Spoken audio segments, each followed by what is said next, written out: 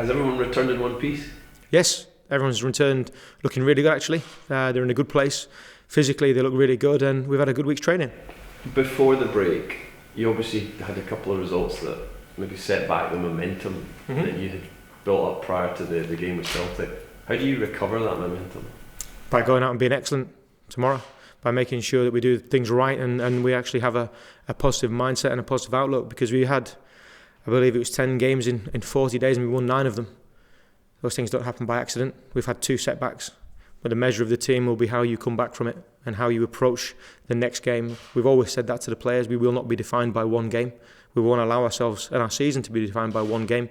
It's up to us to make sure we put a fantastic run between now and the end of the season, so we finish in the positions we want to be. In some respects, did the break come at a good time then? It did, because the place was a bit flat. Understandably so. It's never nice to lose a game, but the guys needed to get away, to clear their headspace. The staff needed to get away, and we've come back really positively, and the guys who've been away on international duty have had good experiences for the most part, and everyone this week has looked as though they've really enjoyed each other's company, which is a positive. Over the course of the break, have you had any discussions at all about the summer or what happens beyond the end of this season? I mean, you may well have seen some of the quotes this week from one of your predecessors saying that you deserve to find out sooner rather than later about your future. Has that been addressed at all? Nope, not at all. I've just been getting on under the same premise as before, that I'll be in charge until the end of the season, and I'll hear about it in due course, but I can't expend any energy going into the ifs and buts and maybes, because to be perfectly honest, this job is all consuming. It requires everything you have. So for me to go and look out with our group and out with the things I can control would be just detrimental to myself personally, and I believe detrimental to the staff and the players. Is it better for you though to have a decision made either way, just so you can start your planning for next season if it is indeed going to be? Plans have already started. Plans have already started whether I'm here or not. So the plans are bigger than one person. So it's not just as to whether I'm here or not. Plans have already started for pre-season, for recruitment, all the things that a top-class football team should be looking towards. Those processes are already in place. So I don't have to worry about my job, my position. I've said to you previously, really boringly, that it's not about me. It isn't. It's about making sure we move forward. I believe we are moving forward, but that decision as to whether it will be me taking the next step won't be for me to control. It'll be someone else, and I'll just wait as patiently as possible and make sure until that time I do as good a job as I can. Are you able to cope with uncertainty? I mean, you're able just to put it all to the background and carry on? It doesn't matter really, does it? That's the reality of the situation. I have to deal with it. And to be perfectly honest, I'm comfortable with that. Just move on and do a good job, as good a job as I can do, and be content with the job that you're doing. If the job I do is good enough, then I'll get a reward for it. If not, then we have to move forward. But I can't think about what's going to happen in the future. I have to make sure that this week gets planned properly and gets executed properly. And we've had a really, really good week. It's been a really positive week that I've really enjoyed being on the grass with the guys. Do you look at the next couple of games and the Scottish Cup and whatnot as a chance to, an opportunity to prove to the board that they can't not give you the job in a way? Not at all. It's an opportunity for the players to go and win games. That's all it is. I've said to you before, it's not about my own status. It's not about me and my position. It's about the guys making sure they play to their maximum. If they play to their maximum, we've got an opportunity of winning every game. I think we've shown that throughout the season. We need to make sure we hit our highest standard, and the rest of it will take care of itself. Do you feel the added pressure on Motherwell game this week because of the last 2 results? No. There's pressure because you play for this club. There's pressure because we're a big club and we're expected to win games. We lost the last game, and it was a game where we were flat. We acknowledge that. But we've got a really good opportunity to go and get back on the horse, as it were, and go and get a really positive result and make sure that we get ourselves going back in the right direction. The last 2 results have let Aberdeen back into the race for second place. Do you see this Motherwell game as maybe a must-win, just to keep the pressure on Aberdeen, as it were? When you play for Rangers, when you manage Rangers, it says it really, really succinctly down the corridor that the rules have been set in place by the tradition and the history of the club, and it's just win. You have to win, regardless of the game. We're expected to win. So it's not a must-win. That actually just comes with the territory of playing and managing Rangers. So you have to deal with that every single game we play. Other than that, there's no added extra pressure from outside. The pressure comes from within the group because we know we weren't at the right level last game. Opportunity comes because we've got an opportunity now to go and get ourselves back out to where we want to be. Suggestion the squad's looking a wee bit stronger this week. A few boys coming back. Yeah, it's been good. Graeme Doran's completed a full training week. Ross McCrory's been back in training as well.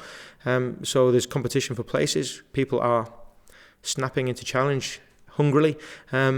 Jordan Rossiter has completed a really good week. He's in the squad for tomorrow, which is great news for Jordan and for everyone around the place, because he's had a hard time, but we're really, really delighted actually with the progress that he's made. So I've got some selection issues, which are always good for a manager to have. And Wallace, is he back as well? He's in and around it. He's had a little bit of a setback. He's had a little bit of a flare-up, but nothing that we're worrying too much about. We'll monitor him closely, and then we'll make sure he gets a load appropriate to where he is. But other than that, everyone else is motoring on quite well. In terms of Ross and Graeme, do they come into the squad for Yes, fullback as well? So, definitely. So I mean, you've really now got, that's been one of the sort of headaches I suppose you've had since you took over, that you've never really had the full capabilities of squad to choose from. I think it's the same for every manager. I think you look down the road and Mauricio Pochettino has been asked every single question about what you do without Harry Kane, because he's a big player, and that's just natural. It's par for the course for a manager. You have to make sure that you juggle your squad, or you load your squad appropriately. But as I've always said, people being out of the squad or missing out is an opportunity for someone to go and stake a claim. David Bates did it. He came in and stuck a claim really, really well. Unfortunately, we're missing him, although he is making fantastic progress. But it just gives an opportunity for someone else to go and play for us. So, do these guys coming back in, does it give you that extra flexibility, different formations, different shapes that you can... We've got different personalities with different capabilities, so you can play in slightly different manners or towards slightly different strengths, which is good, and it actually keeps your opposition guessing as well. So we have different capacity now from what we had earlier in the year. It's up to us as a squad and as a staff to make sure we access those in the right manner so we can get a positive result. How do you assess the threat of Motherwell tomorrow? As we always do, we look at it deeply. We've showed the guys their threats, we've showed the guys their organisation, we've showed their tenacity and their willingness to work, because I thought that they stuck together fantastically well when they had 10 men. And they showed without a shadow of a doubt that their collective spirit is great. We have to make sure that we have enough of our spirit and our desire to match that, and then try and impose our pattern and our play upon them. But they won't be willing to just lie down and let us play. We have to go and earn the right to play, and the players know that. They've been made fully aware of that. So we're ready for the challenge, but we have to make sure that when we've matched that challenge, we still go and play our football as well. A lot's been made of the physicality that Motherwell show in your faces. I think League Cup semi-final was one. Have you got a game plan in mind to nullify that threat, as it were? Stand up to it. As simple as. If they're going to be physical, you match physicality with physicality and desire. There's no other way around it. And then you have to be able to go and play. There's different types of bravery. There's bravery to actually go and contest. There's bravery to go and match a runner. But then there's bravery to go and actually be exposed and take the ball in a tight situation and go and impose your will and your structure and your pattern of play upon an opponent. And we'll be looking for all of those elements tomorrow. Graeme, just go back to what you said about the break and the fact that the players were flat and that the break came at a good time. Were you flat? Definitely. You appear to be re-energised here. I feel good this week. This week's been really good. I've really enjoyed it. I've really enjoyed the energy from the players. I've really enjoyed their focus.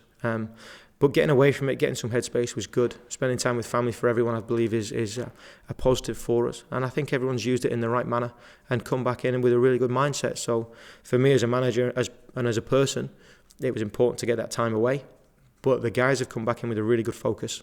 And I hope, more than anything else, that they take that focus and that quality into the game. I wonder, because this is the first time that you've been in this job now on and off for about a year or so, but the intensity of it, did you take time to reflect on it? Because you had built that great momentum up, but prior to the 2 games before the break, and there had been this talk about challenging at the top level, and it really, it's almost like it was a burst balloon. Well, I tried to put a lid on that quite early on and said that we're not as close as people keep on saying. We are a work in progress. We're getting closer. We're moving forward. People out with our group started talking up different challenges that we tried to contain. We didn't manage it completely, but we've had a check on what's happened to us. We got knocked back a couple of pegs, but that won't stop the forward momentum of this football club getting back to where we want to be. We have to make sure we understand it's a short-term setback, but we've been flat, I believe, for 1 game. Out of the time since we came back from Christmas, we've been flat for 1 game. And that's going to happen. It happens to a group of players that are new to the league, that are new to one another. We had a bit of a dip, and Kilmarnock took advantage, and we credit them for that, but we know we can be far, far better. It's up to us to make sure we don't allow that dip to continue on, and we make sure that we're bright, breezy, and back to our best tomorrow.